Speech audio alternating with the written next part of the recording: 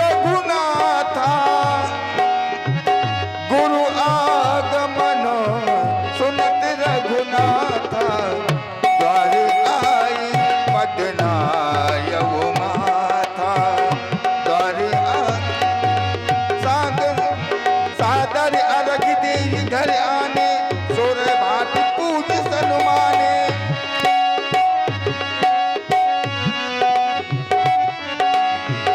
सादर अर्घ दे घर आने सोरही भात पूज सनुमाने सोरही भात पूज सनुमाने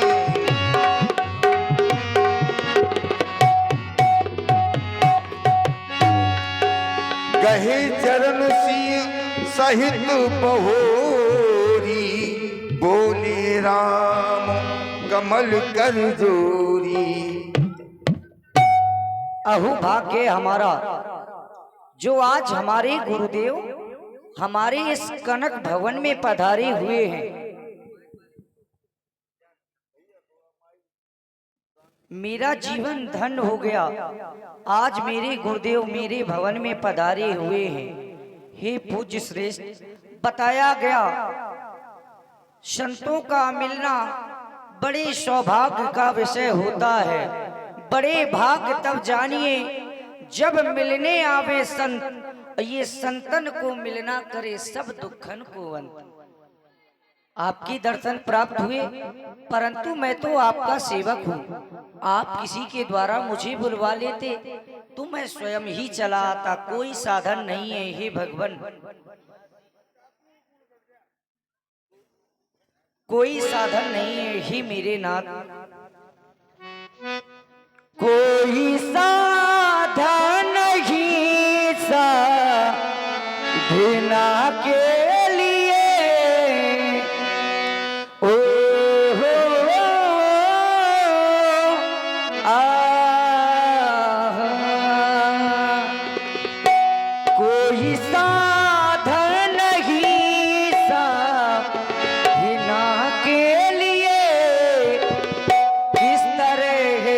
साधना और मैं साधन करूं, पूछ के चरणों का मैं तो बंदन करूं। कोई साधन नहीं साधना के लिए, कोई साधन नहीं साधना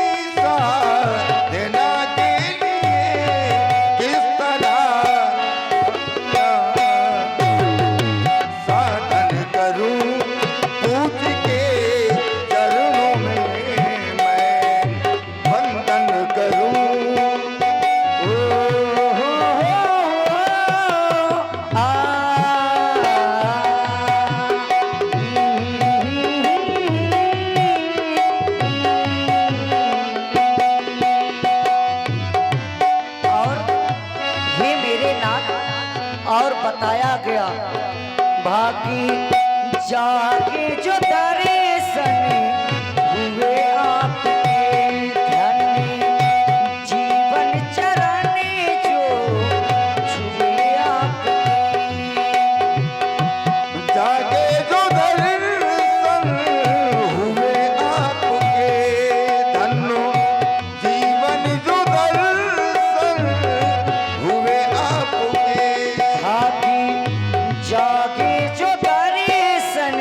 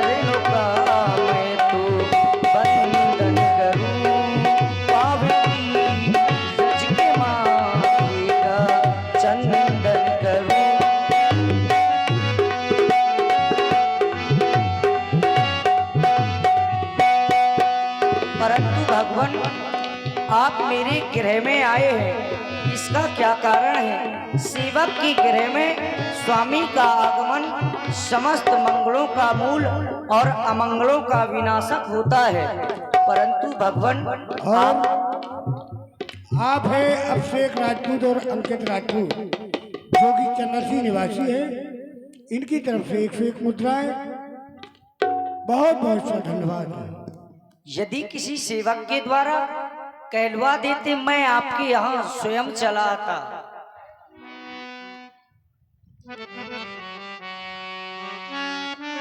सेवक सदन स्वामिया गमनु मंगल मूले अमंगल दमनु प्रभु ताता जी प्रभु की ने सनेहु ये भया हो पुनीत आज मम देहु। आज मेरा ये सदन पवित्र हो गया है। कहीं कहीं गुरुदेव आपके आने का क्या कारण है? सुनी सनी हसानी बचन मुनि रघुबर ही प्रशंसु। राम कृष्ण तुम कहो अस हंस बंस औ तंस। आप ऐसा कहो भी तो क्यों ना कहो। अच्छा मुड़ गए क्यों? क्योंकि तुम्हारा हंस ऐसा वंश है। हंस की कुछ गुण होते हैं। पहली बात, अगर जिस समाज में हंस बैठा होगा तो वह हंस उस समाज में अलग ही दिखेगा। आकर्षण होता है हंस के अंदर, रूप होता है हंस के अंदर, और एक सबसे बड़ा गुण होता है हंस के अंदर। हंस के सामने अगर आप किसी पात्र में दूध जल मिलाकर रख दीजिए तो वह हंस के अंदर इतना गुण है कि उस दूध में पानी का त्याग कर देगा और जल का त्याग करके उस दूध का पान कर लेगा। यही आपके अंदर गुण है। आप सदैव दुग्ध रूपी गुण का पान करते हैं, वारी रूपी जल का त्याग करते हैं, दोष रूपी जल का त्याग करते हैं। आपके लिए शुभ आशीर्वाद है। जिस तरह से इस वंश का नाम आप आगे बढ़ा रहे हैं ऐसे ही और आगे बढ़ाते रहें। इस वंश में एक महान तेजस्वी राजा हुए महाराज रघु, जिनको लोग मानवता के लिए जानते हैं। हमारा आशीर्वाद है लोग तुम्हें भी मानवता के लिए जाने, लेकिन रघु से अधिक जाने। ये मानवता के प्रबल समर्थक रघु से अधिक महान कहेंगे। प्यासे अधर सिसकते अंतस राम, तुम्हें ये संसार के लोग भगवान कहेंगे। जाने कितने जीव धराकर तुम पर हैं आस लगाए, पलक पावने बिछा रहा में निज नैनों में स्वप्न सजाए। स्वप्नों की सौगंध तुम्हें है अनाचार का नाम मिटाना। कोमल कलियों को जो घेरे उन सूलों पर वज्र चलाना। पाकर तुमको हुए सार्थक ये मेरे वरदान कहेंगे। प्यासे अधर सिसकते अंतस राम, तुम्हें भगवान कहेंगे। हाँ, आने का कारण पूछ रहे हो। भूप सजेऊ अभिषेक समाजू, महाराज अर्थात आपके पिताजी ने आपका राज्याभिषेक सोचा है होने को। आपको युवराज बनाया जा रहा है इस अयोध्या का। राजा अभी आप बन नहीं सकते क्योंकि राजा जीवित है, और ये व्यास जी नियम होता है। राजा अपने जीवित किसी दूसरे को राजा नहीं बना सकता है, युवराज बनाएगा। जब राजा का देहांत हो जाएगा तब वह राजा बनेगा। इसलिए राम आपको युवराज बनना है। युवराज बनने से पहले कुछ नियम संयम करने चाहिए। वो नियम संयम मैं तुम्हें बता रहा हूँ। राम करूँ सब संयम आजू, जय विधि सकल निबाहिब काजू। जिस प्रकार से भगवान इस कार्य को निर्विघ्न संपन्न कराए वो सभी संयम करने हैं। संयम करने क्या है? उपवास करना है। वैसे भी आज लोगों ने उपवास किया है, आज तुमको भी उपवास करना है। उपवास के बाद आज आपको भूमि पर शयन करना है। हाँ, भूमि पर आज शयन करना है, ब्रह्मचर्य का पालन करना है, भगवत भजन करना है, ईश्वर चिंतन करना है, सात्विक रहना है। इसके उपरांत एक आज्ञा और है, वो आपके पिताजी की आज्ञा है। आपको राजनीति की शिक्षा देनी है।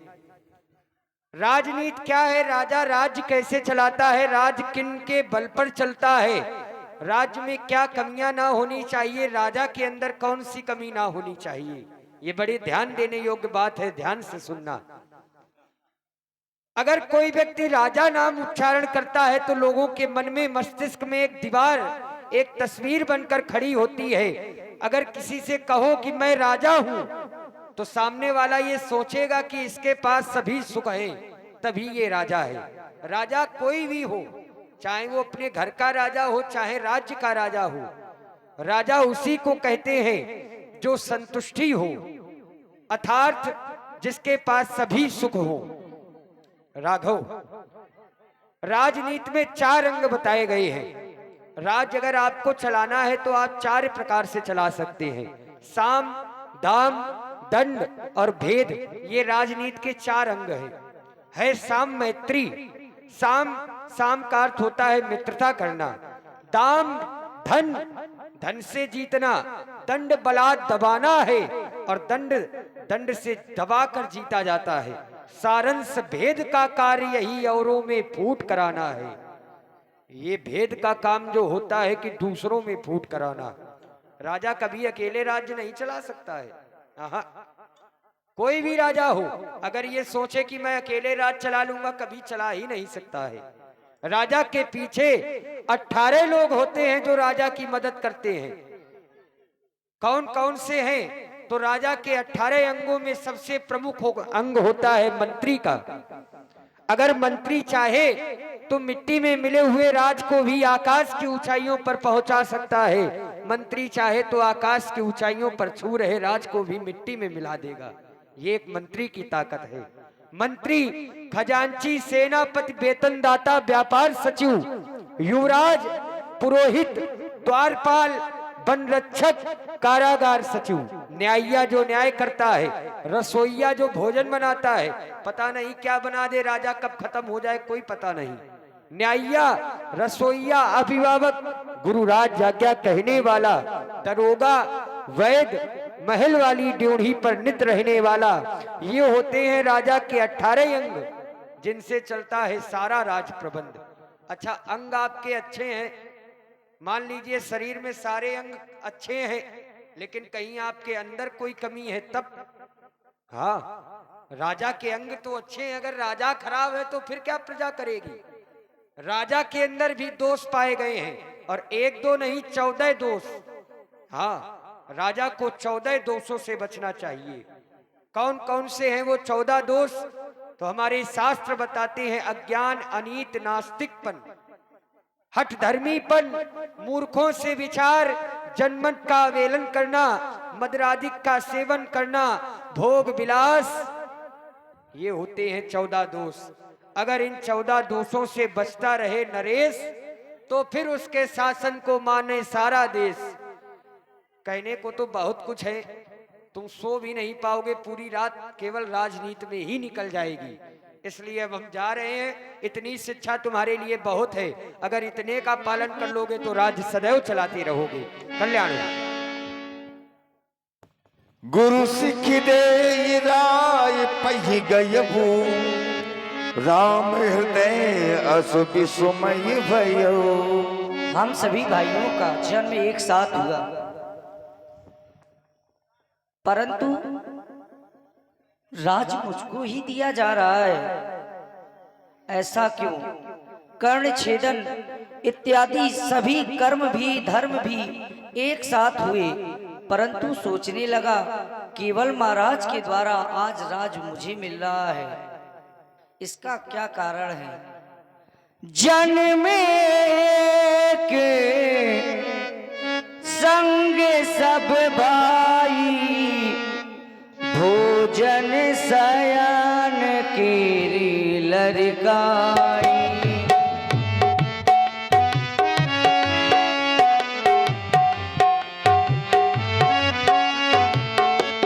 जन्मे के संग सब भाई, भोजन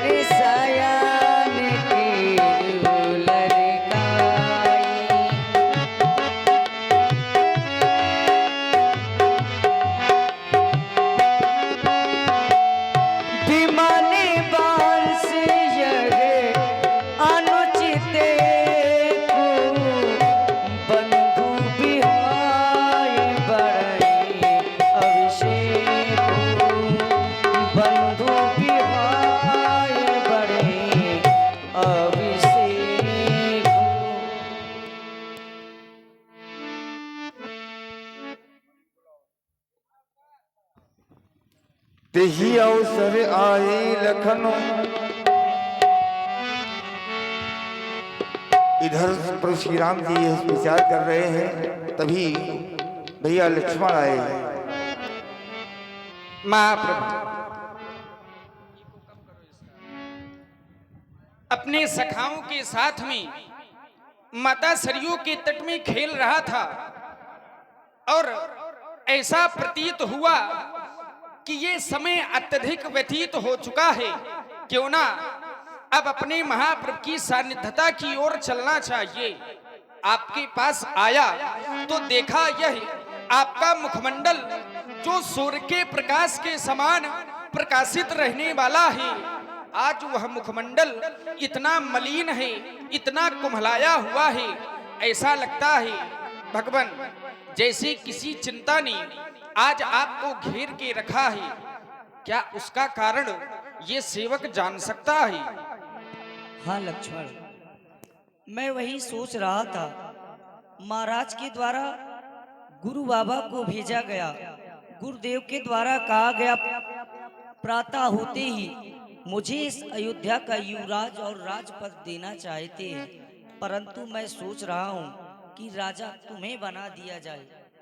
और यदि तुम राजा बन जाओगे, जिस समय मैं अयोध्या से निकलूंगा तो कहेंगे देखो देखो देखो ना, ये राजा के बड़े भाई जा रहे हैं, अब तुम राजा बन जाओ। महाप्रभु आप कह रहे हैं मैं राजा बन जाऊं, ऐसा नहीं हो सकता है। हमारे वंश का ये नियम नहीं है, हमारे वंश की ये रीति नहीं है। स्वामी तो वही होता है जो बड़ा होता है, श्रेष्ठ होता है, क्योंकि हमारे इस कुल की एक रीति है जो आचार्यों ने स्वयं अपने मुख से गाई है। आप तो स्वयं जानते हैं, लेकिन आप चिंतित हैं, इसलिए मैं फिर से आपको वह नियम बता रहा हूं। महाप्रभु यह दिन करे कुल रीति सुहाई,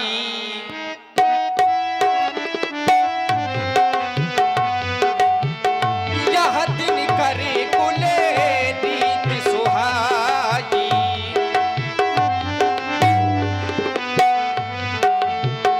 यह दिन करे कुल रीति सुहाई,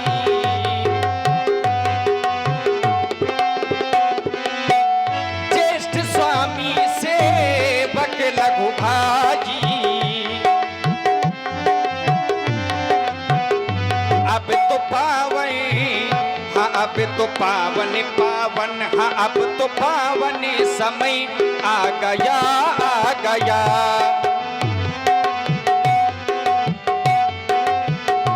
अब तो पावन समय आ गया, अब तो पावन समय आ गया, मने भावन समय आ गया आ गया।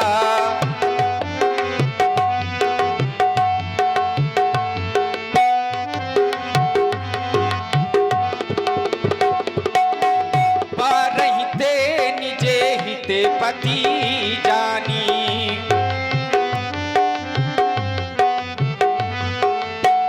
पारहिते निज हित पति जानी, लक्ष्मण रामी चरण रति मानी,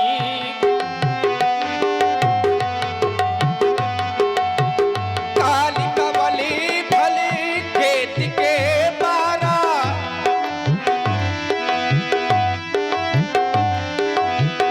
पूजी विधि अभिलाष हमारा, पूजी विधि अभिलाष हमारा, अब तो पावे, अब तो पावन पावन, अब तो पावन समय आ गया आ गया।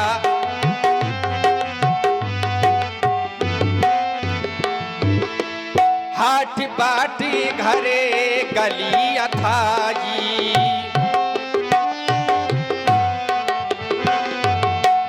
हाट बाटे घरे गली अथाई, कहीं परस परे लोग लुगाई,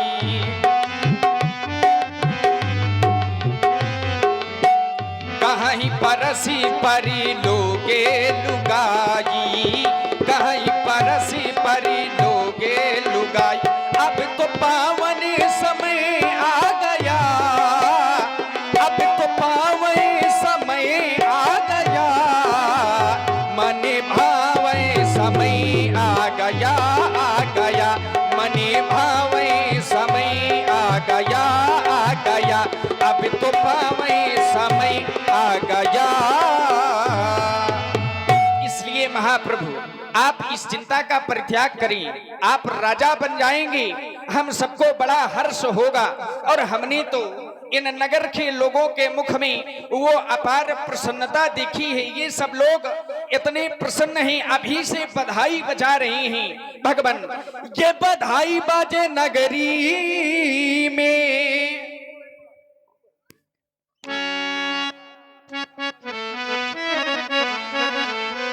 ये बधाई बाजे नगरी में, हाँ बधाई बाजे नगरी में। और सब लोग यही कह रहे हैं राजा बनेंगे मेरे राम, बधाई बाजे नगरी में। लेकिन लक्ष्मण, मैं तो ये चाहता हूँ क्या कि राजा मैं ना बनूं, तुम बन जाओ। मैं फिर होगा क्या? क्या बधाई बजे नगरी में, बधाई बजे नगरी में, राजा बनेगा लखनलाल, बधाई बजे नगरी में। राजा बनेंगे मेरे राम, बधाई बाजे नगरी में। बधाई बजे नगरी में, बधाई बजे नगरी में, राजा बनेगा लखनलाल, बधाई बजे नगरी में। राजा बनेंगे मेरे राम, बधाई बाजे नगरी में।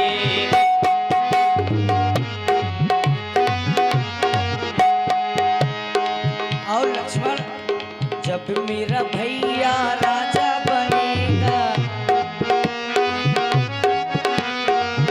जब मेरा भैया राजा बनेगा, राजा बनेगा महाराजा बनेगा, राजा बनेगा महाराजा बनेगा, कोई सकल सुर का बधाई बजे नगरी में, बधाई बजे नगरी में, बधाई बजे नगरी में, राजा बनेगा मेरा भाई, बधाई बजे नगरी में।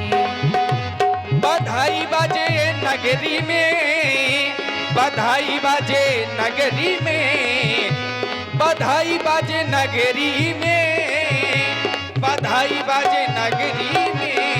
राजा बनेंगे मेरे राम, राजा बनेंगे मेरे राम, बधाई बाजे नगरी में।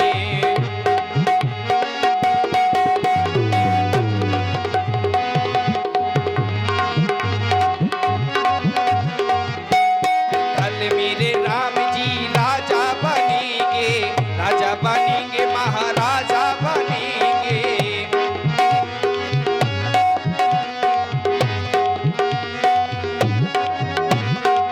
काले मेरे राम जी राजा बनेंगे, और राजा बनेंगे महाराजा बनेंगे, हाँ राजा बनेंगे महाराजा बनेंगे।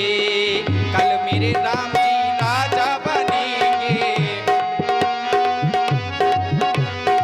राजा बनेंगे मेरे राम, राजा बनेंगे, राजा बनेंगे महाराजा बनेंगे।